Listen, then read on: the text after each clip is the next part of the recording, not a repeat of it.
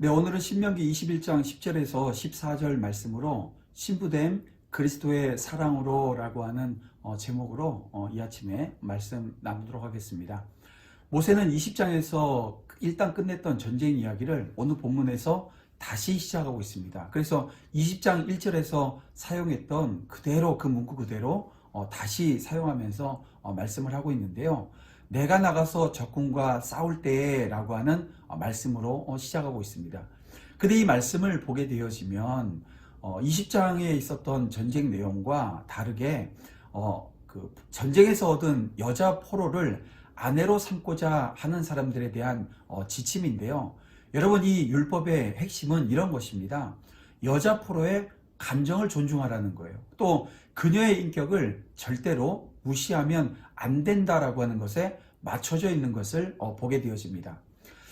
가나안 사람들은 한 명도 남겨두지 말라고 모두 죽이라고 지침을 주셨기 때문에 여기서 말하는 이 여자 전쟁 포로는 가나안 사람은 아니었던 것으로 오늘 우리가 보는 것이 확실할 것입니다. 여러분, 고대 근동에서 뿐만이 아니라 이스라엘에서도 이 전쟁에서 잡혀온 여인들 대부분을 노예로 삼거나 팔았는데요. 근데 종종 이 군인들 중에서 여자 포로를 아내로 삼고자 하는 그런 사람들이 있었던 것으로 보입니다. 여러분, 이런 군인들은 율법의 규정에 의해서 여자 포로와 결혼할 수 있었는데요.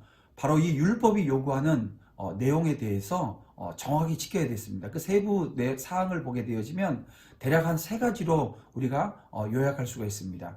첫째는 여자 노예의 머리를 밀고 손톱을 깎고 포로의 의복을 벗겨야 했다는 것입니다. 12절과 13절에 있는 말씀인데요.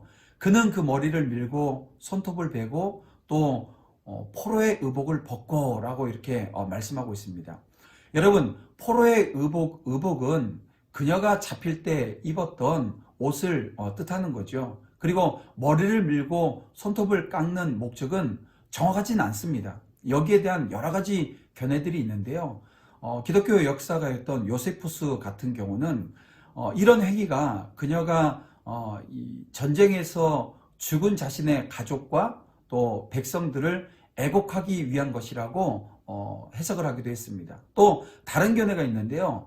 이런 행위가 그녀의 매력을, 여자로서의 매력입니다. 이걸 최소화하기 때문에 그녀를 원하는 남자의 마음을 돌리기 위해서라고 하는 것입니다. 만일 마음이 바뀌게 되어지면 이스라엘 군인은 굳이 이 이방 여인과 결혼하지 않아도 되기 때문입니다. 근데 이 가장 설득력 있는 주장은요, 비록 이 같은 행위가 그녀에게 수치심을 안겨주는 것이긴 하지만 사실은 그녀의 신분의 변화를 상징한다는 것입니다. 전에 입었던 옷을 벗어버리고 신체에서 제거할 수 있는 것들을 제거한다라고 하는 것은요, 옛날 가지고 있었던 신분, 옛날의 삶을 완전히 벗어버리고 새로운 신분으로 새 삶을 시작한다라고 하는 것을 상징한다라고 하는 것이죠.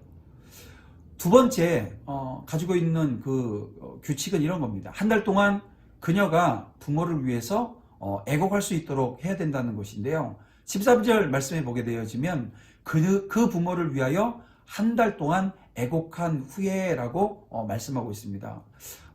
이스라엘 백성들 우리가 성경에 보게 되어지면 그래 애곡하는 기간이 30일이었던 것을 보게 되어지고요. 지금도 유태인들은 30일 정도 애곡을 한다고 해요. 우리나라 같은 경우는 3년 동안 애곡하는 그런 것들이 과습적으로 있지 않았습니까?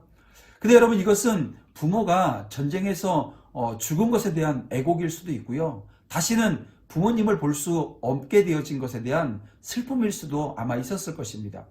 물론 이 기간 동안 남자는 여자에게 접근해서는 안 됩니다. 슬픔에 잠겨있는 여자를 강제로 범하는 것은 절대로 용납할 수 없는 그런 잔인한 행위였기 때문에 그렇습니다. 마지막 세 번째는 30일 후에도 남자의 여자를 향한 마음이 바뀌지 않으면 이제는 결혼할 수 있었어요.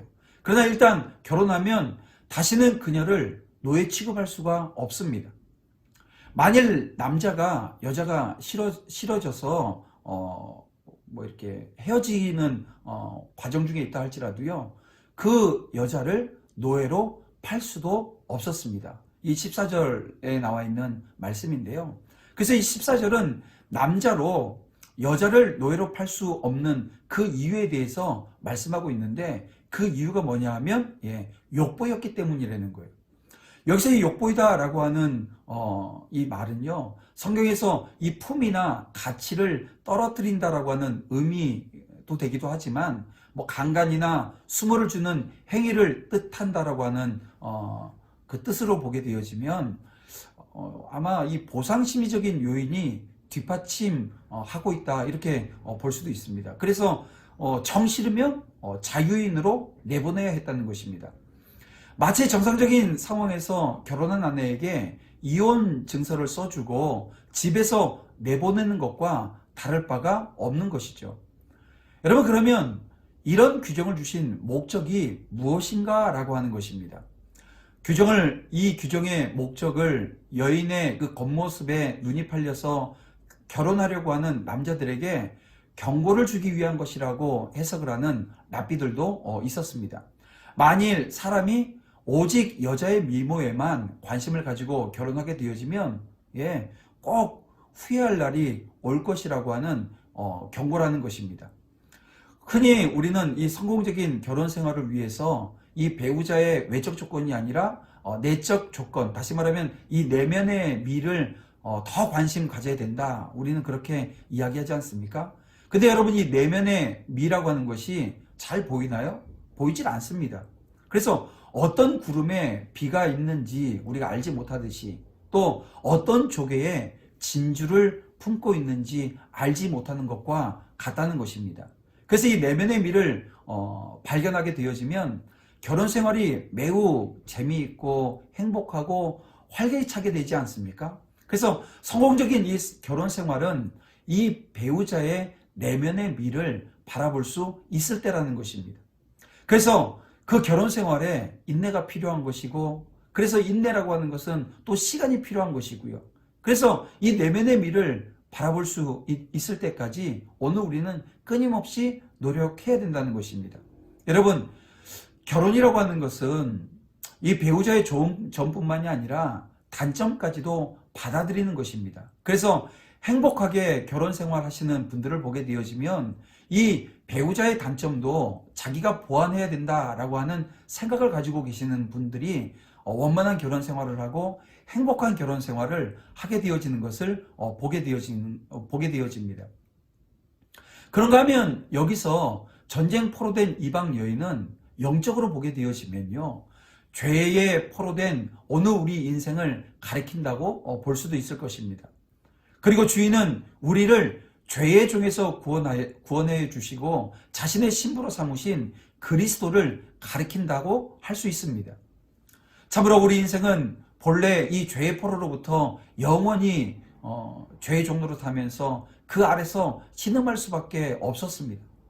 근데 우리의 신랑 되신 그리스도께서 우리를 그 죄의 종으로부터 해방시켜 주시고 당신의 신부로 삼아 주신 것입니다. 물론 이것은 우리가 잘나거나 어떤 공로가 있어서가 아닌 것이죠. 우리가 그리스도의 신부가 되어줄 수 있었던 것은 오직 그리스도께서 우리를 사랑하셨기 때문에 그래요. 그래서 바울이 에베소서 2장 8절에 뭐라고 말씀합니까? 구원이 어느 우리에게서 난 것이 아니라는 거예요. 그것은 하나님의 선물이라는 것입니다. 그렇습니다. 그리스도께서는 우리가 가진 것이 많고 또 남보다 잘난 것이 많기 때문에 오늘 우리를 선택하시고 또 자녀 삼아 주신 것이 아니고요, 오직 우리를 사랑하셔서 만인 중에서 택하신 그 하나님의 택하심 때문인 것이고, 그 택하심으로 인해서 당신의 신부로 삼으신 것입니다. 참으로 우리는 죄의 종에 불과한 존재들이었지만 그리스도께서 오늘 우리를 긍휼히 여기시고 사랑해 주셔서 당신의 신부로 선택하시고 또 삼아 주셨고요, 또 오늘 우리가 이렇게 예배하는 예배자의 자리에 설 수 있게 되어진 것입니다. 그리고 오늘 그리스도께서는 우리에게서 이 죄의 종의 옷을 벗기셨다라고 하는 것 여러분 기억하세요. 그리고 당신의 신부로서 신부의 삶에, 신부에 걸맞게끔 구원의 아름다운 옷을 입혀주셨다라고 하는 것 오늘 우리가 기억해야 됩니다.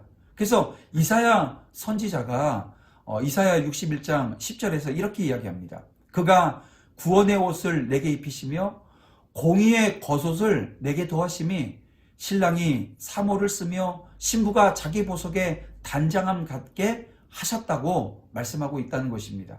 그렇습니다, 여러분. 오늘 우리가 그리스도의 신부가 되어진 것은요, 오직 그리스도가 주신 사랑의 은혜라고 하는 것을 저와 여러분은 기억해야 됩니다.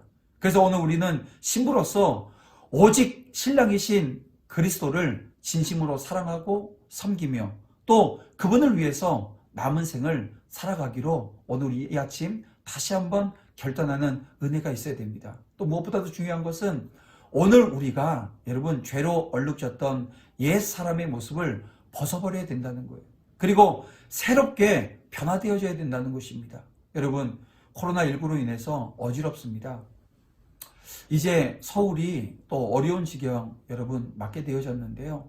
이 아침 하나님 앞에 하나님의 인도하심과 강구로 여러분 나아갔으면 좋겠습니다.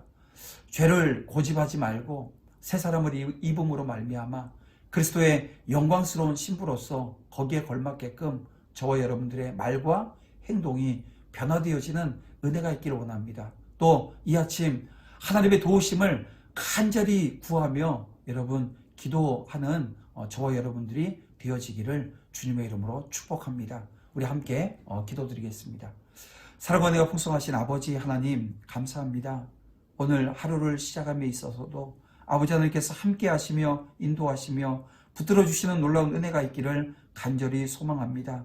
죄 가운데 있었던 저희들을 하나님의 자녀로 하나님의 신부로 삼아주신 그 놀라운 은혜를 다시 한번 기억하며 하나님 죄와 짝하지 아니하고 죄를 멀리하며 저희들의 손과 발이 하나님의 손과 발 되어 하나님의 뜻이 이 땅에 증거되어지는 놀라운 은혜의 역사 경험하게 하여 주시옵소서. 오늘 하루도 오가는 발걸음 속에 함께 하시며 저희들의 생업을 지켜주시며 하나님 이 코로나19로 인해서 불안하고 두려운 마음들이 하나님을 바라보며 기도하는 자리에서 기쁨과 감사로 하나님 앞에 나아갈 수 있는 은혜 허락해 주시고 저희들보다 못한 자들을 하나님 저희들이 긍휼히 여기며 하나님 앞에 세워줄 수 있도록 하나님 저희들이 인도하는 그 자리에 설 수 있는 종들이 다 되어줄 수 있도록 역사해 주시옵소서. 한날의 삶을 붙들어 주실 줄로 믿사오며 예수님의 이름으로 기도드립니다. 아멘.